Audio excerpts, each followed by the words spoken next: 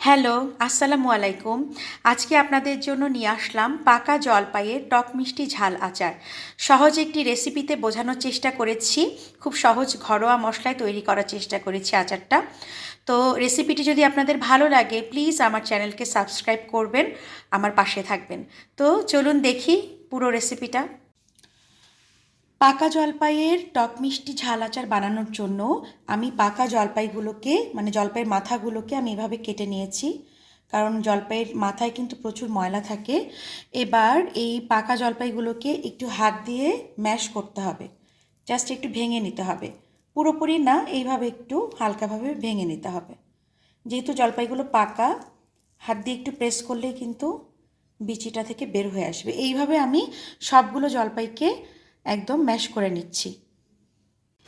সবগুলো জলপাইকে আমি হাত দিয়ে এইভাবে ম্যাশ করে নিয়েছি। এই যে পুরো একদম মানে মিহি করে ম্যাশ করব না, একটু ভাঙা ভাঙা থাকবে, এইভাবে সবগুলো পাকা জলপাইকে ম্যাশ করে নিয়েছি। টক ঝাল মিষ্টি জলপাইয়ের আচার বানানোর জন্য আমি একটি মশলা বানিয়ে নেব। মশলাটি বানানোর জন্য এখানে নিয়েছি 4টা শুকনা মরিচ, হাফ টিস্পুন নিয়েছি মিষ্টি জিরা অথবা মৌরি, 1 চা চামচ একদম ভরে ভরে নিয়েছি এখানে 5 ফোড়ন, তারপরে হাফ চা চামচ নিয়েছি ধনিয়া, আর সমান সমান 1 চা চামচ নিয়েছি জিরা। এই সবগুলো মশলাকে আমি একটু হালকা করে টেলে নিব, একদম কম আঁচে হালকা একটুখানি ভেজে নিয়ে ঠান্ডা করে ব্লেন্ডারে একটু ভেঙে নিব, জাস্ট আধা ভাঙা করে নিব, মানে খুব বেশি মিহি করা যাবে না। তো আপনারা শিলপাটায়ও করে নিতে পারেন মশলাটি, কিন্তু খেয়াল রাখবেন যেন পাটায় অথবা ব্লেন্ডারে কোথাও কোনো পানি না থাকে।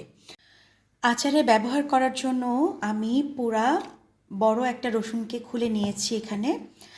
এটাকে আমি ব্লেন্ড করে নিব, কিন্তু এটাকে আমি ব্লেন্ড করব কিছুটা সিরকা দিয়ে দিয়ে। এখানে দিয়ে দিচ্ছি সামান্য পরিমাণ, ধরেন 2 চা চামচ পরিমাণ একটু সিরকা দিয়ে দিলাম, কারণ আমি এখানে কোনো পানি যোগ করব না, সিরকা দিয়েই ব্লেন্ড করে নিব। জলপাইয়ের টক মিষ্টি আচার বানানোর জন্য আমি একটা কড়াইয়ে দিয়ে দিচ্ছি 1 কাপ পরিমাণ সরিষার তেল।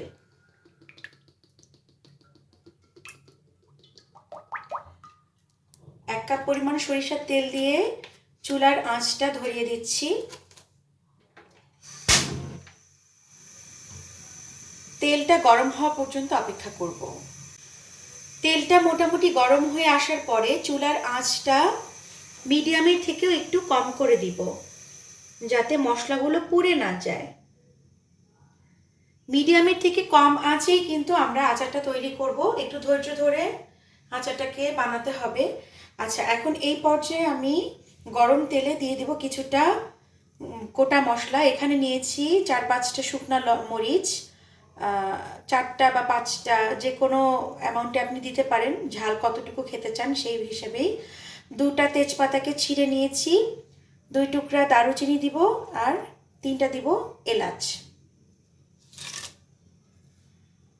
এগুলা খানিকক্ষণ একটু জাস্ট 1 মিনিটের মতো নেড়ে চেড়ে যখন একটুখানি গন্ধ মানে সুন্দর একটা ঘ্রাণ আসবে, তখন অন্যান্য মশলাগুলো একে একে দিয়ে দিব।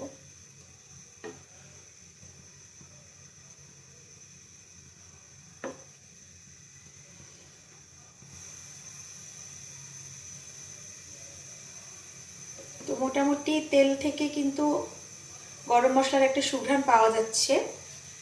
এখন আমি এখানে দিয়ে দিব 1 চা চামচ পরিমাণ গোটা 5 ফোড়ন। এই যে 1 চা চামচ পরিমাণ গোটা 5 ফোড়ন দিয়ে দিলাম।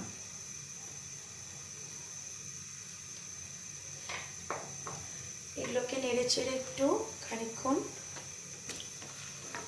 বেশিক্ষণ চুলার আঁচে কিন্তু এটা রাখা যাবে না, জাস্ট 30 থেকে 40 সেকেন্ড পরেই বাকি এক এক করে সবগুলো মশলা আমি দিতে থাকবো। এখানে এখন দিব 1 চা চামচ পরিমাণ রসুন বাটা। আমি যে ভিনেগার মিশ্রিত রসুন বাটাটা করেছিলাম একটু আগে, সেটা 1 চা চামচ পরিমাণ দিয়ে দিচ্ছি। দিয়ে ভালো করে এটা একটু ভুনে নিতে হবে।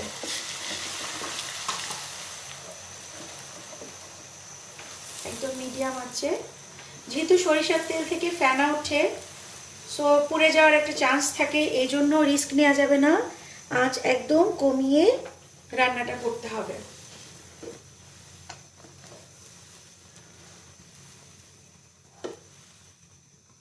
তেল থেকে কিন্তু রসুন আর বাকি মশলার একটা সুন্দর স্মেল আমার নাকে আসছে। তো এই পর্যায়ে আমি জলপাইগুলোকে দিয়ে দিব।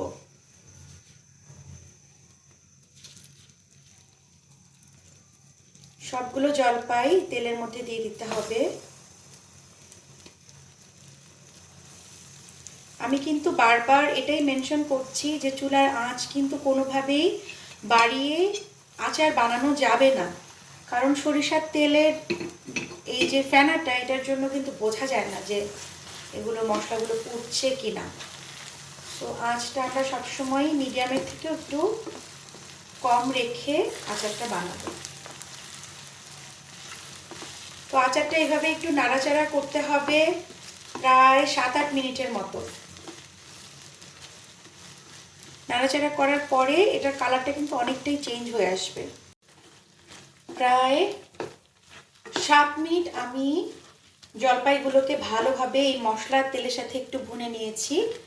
এখন এখানে দিয়ে দিব আমি 1 কাপ পরিমাণ গুড়। আপনারা চাইলে গুড়ের পরিবর্তে এই একই পরিমাণে চিনি দিতে পারেন। তো চিনিটা আপনি যদি একটু বেশি খেতে চান তাহলে সেক্ষেত্রে এখানে 1 থেকে 1.5 কাপ পরিমাণ দিতে পারেন। আর যদি মডারেট পরিমাণ মিষ্টি খেতে চান তাহলে এখানে 1 কাপ চিনি যথেষ্ট।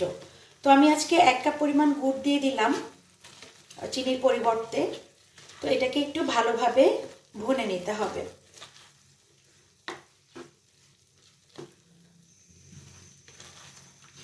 চিনি বা গুড় যেটাই দেন না কেন, দেখবেন যে এটা দেওয়ার পরে কিন্তু অনেকটা পানি ছাড়বে। তো এই পানিটাকে একেবারেই শুকিয়ে ফেলতে হবে নাড়াচাড়া করে। দেখুন কতটা পরিমাণ পানি কিন্তু ছেড়ে দিয়েছে। এখন একদম পানিটা শুকিয়ে যাওয়া পর্যন্ত ভালো করে নেড়ে চেড়ে ভুনে নিতে হবে এই গুড়ের সাথে। চিনি দিলেও কিন্তু বেশ খানিকটা পানি ছেড়ে দিবে। তো আমি এখানে 1 কাপ পরিমাণ ইউজ করেছি গুড়। আপনারা যদি মডারেট মিষ্টিটা খেতে চান, যেহেতু আচারটা টক ঝাল মিষ্টি, শুধু মিষ্টি আচার বানাচ্ছি না, তাই আমি এখানে আধা কেজি পরিমাণ জলপাইতে দিয়েছি 1 কাপ পরিমাণ গুড় বা চিনি যেটাই হোক। আর যদি আপনারা একটু বেশি মিষ্টি খান তাহলে এখানে আরও খানিকটা চিনি বা গুড় আপনারা যোগ করে দিতে পারেন। এখন আমি দিয়ে দিচ্ছি 1 চা চামচ পরিমাণ বিট লবণ।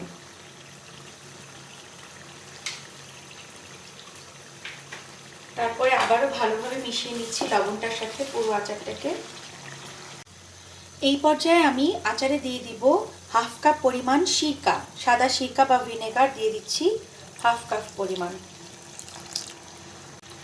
সিরকা বা ভিনেগার 1/2 কাপ দিয়ে আমি ভালোভাবে আবারও নাড়াচাড়া করে নেব। অনবরত নাড়াচাড়া করে ভালোভাবে ভুনে নিতে হবে। পাক্কা 15 মিনিট ধরে আমি আচারটা নাড়াচাড়া করছি, কিন্তু আচারটা কিন্তু এখনো হয়নি। আচারটা হয়েছে কি হয়নি সেটা বুঝবেন কিভাবে, একটা টিপস শিখিয়ে দিই। এই যে দেখুন, দেখা যাচ্ছে কি না, এই যে এই মানে জলপাইগুলো যেগুলো একটুখানি ছাল আছে সেগুলো কিন্তু দেখেন এখনো সবুজ সবুজ আছে কিছুটা। মানে কালারটা চেঞ্জ হয়ে যখন এই যে এইরকম ব্রাউন কালার হয়ে আসবে, একদম ব্রাউন কালারে আসবে, তখন বুঝবেন আচারটা আপনার হয়ে গেছে।